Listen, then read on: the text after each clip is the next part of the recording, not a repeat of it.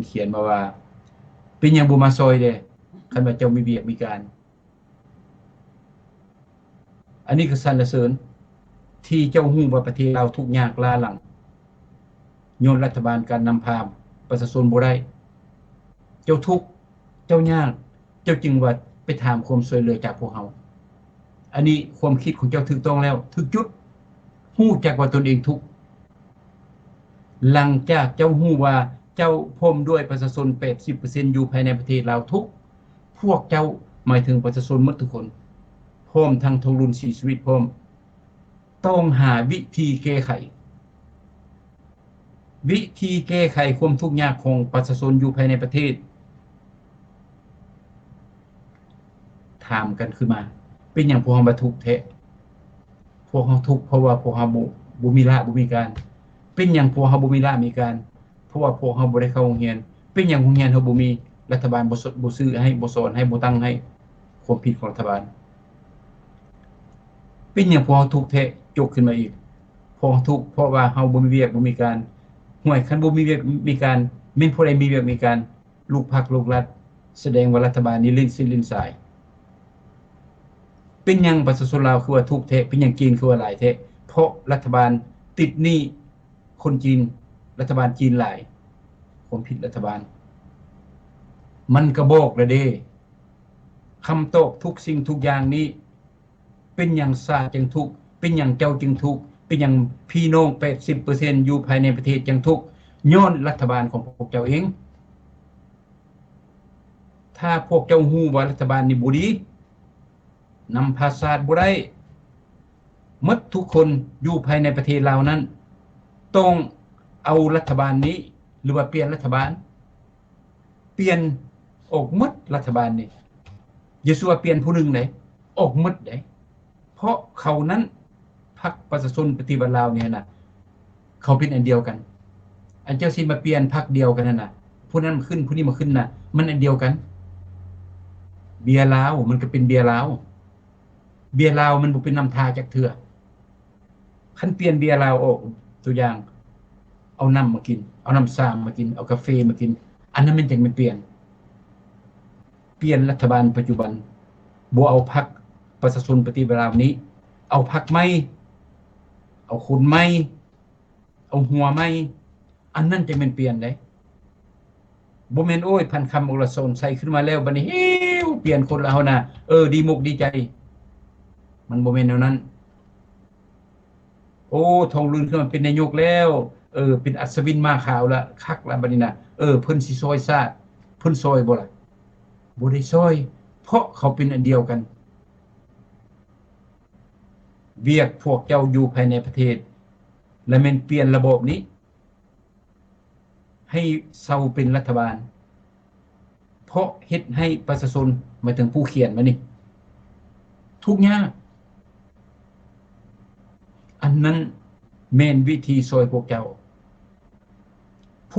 ประเทศชาติทุกข์ยากรัฐบาลนำพาชาติบ่ได้รัฐบาลพากันขายชาติกินหังหมดทุกคนแต่พวกเจ้ามาขอนํพวกค่อยทั้งที่พวกค่อยเป็นคนลาวนอกและเป็นสัญชาติอเมริกาแสดงว่าผู้เขียนนี้บ่อยากแก้ปัญหาแก้ก็แก้บ่ถึกจุดแบบทันปัดคำเว้าหั่นแก้บ่ถึกจุดสมมุติว่าค่อยเอาเงินไปให้เจ้า10ล้านเจ้าก็สิไปนั่งเสวยกิน2-3 เดือนประชาชนหลายคนกินหมดแล้วสิมาขออีกแม่นบ่มันบ่แม่นวิธีแก้ไขเลยเปลี่ยนระบบเอาผู้ที่รักชาติให้ประชาชนนั้นเลือกผู้ใดผู้หนึ่งกลุ่มใดกลุ่มหนึ่ง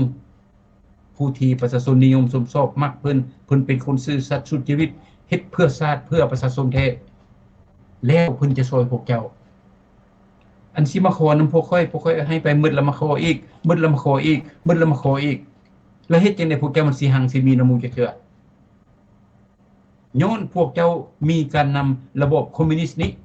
พวกเจ้าจึงขุดหัวเราเกาหัวหญ้าหลังสู่ฟ้าหน้าสู่ดินแต่รัฐบาลนั่งอยู่ห้องแอร์มีเงินโกดเงินล้านอันนั้นเป็นจุดที่พวกเจ้าจำเป็นได้แก้ไขให้เข้าใจเด้อบ่แม่นว่าตัวเองทุกข์ยากว่าเลย เจ้าเป็นหยังบ่ดีบ่นั้นเป็นยังบ่มาซอยเขาได้หั่นน่ะชาวโลกซอยทุกปีอยู่ประเทศลาวหั่นน่ะแต่เงินบ่ถึงมือเจ้าย้อนหยังย้อนรัฐบาลพวกเจ้าเอาไปปันกันมันเป็นแนวนั้นสรุปถ้าอยากอยากมีแบบชาวโลกเขาแบบญี่ปุ่นแบบเกาหลีใต้และแม่นเปลี่ยนระบบนี้ออกจากประเทศลาวไวเท่าใดแห่งดีถ้าพวกเจ้าบ่เฮ็ดพวกเจ้าก็สิทุกข์ยากแบบปัจจุบันนี่แหละบ่แม่นแบบปีหน้าทุกข์อันเก่านี่ปีต่อไปทุกข์อันเก่า20-30 ปีพวกเจ้าบ่มีซื้อ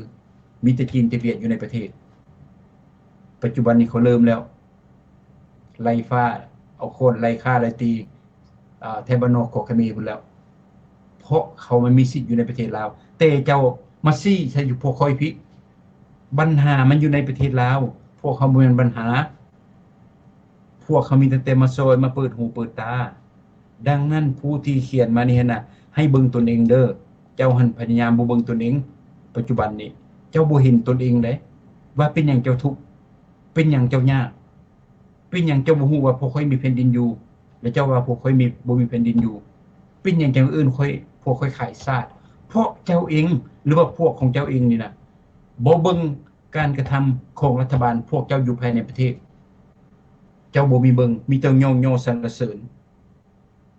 หลับตาล่ะซุมเซยจักว่าเพิ่นเฮ็ดหยังจักว่ารัฐบาลเฮ็ดหยังลาวนอก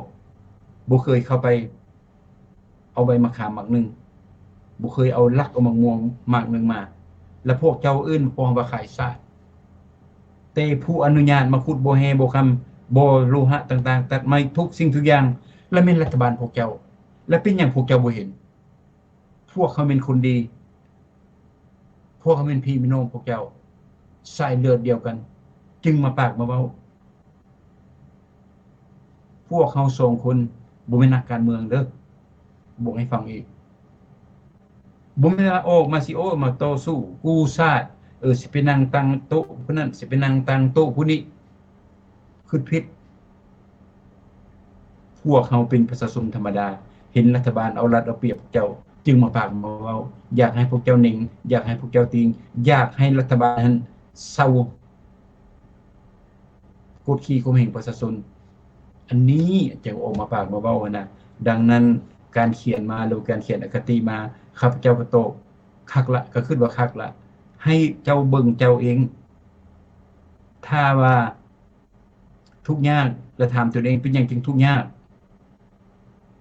ผู้ใดบ่ให้การผู้ใดเป็นหยังบ่มีการลาการมันไปไสมันไปหาภาครัฐหมดก็แสดงว่าภาครัฐนี่เขาลิ้นเส้นลิ้นสายสำหรับเจ้าพมด้วยประชาชน 80% บ่แม่นมุ่งเสื้อปฏิบัติเขาบ่ได้เกี่ยวกับพวกเจ้าเพราะเขาเป็นปฏิการเข้าผู้ใดรัฐบาลพวกเจ้าเองอันนี้ให้เบิ่งดังนั้นถาวรอายก็ตอบเพิ่นนั่นละด้วยความฮักแพงและนับถือขอบใจหลายๆน้อง